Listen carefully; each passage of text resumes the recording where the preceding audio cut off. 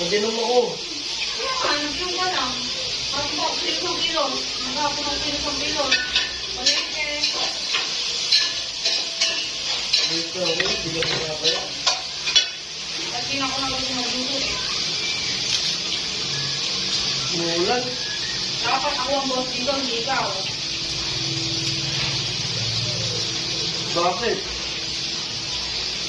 So dahil ang sabi mo, ang ka nang bayaran mo ang ibayad yan.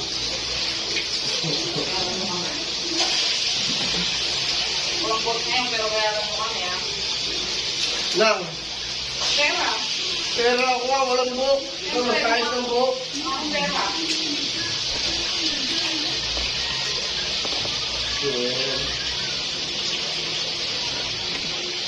Oh. Mga pera, eh, no? Nagbabayaran mo kami.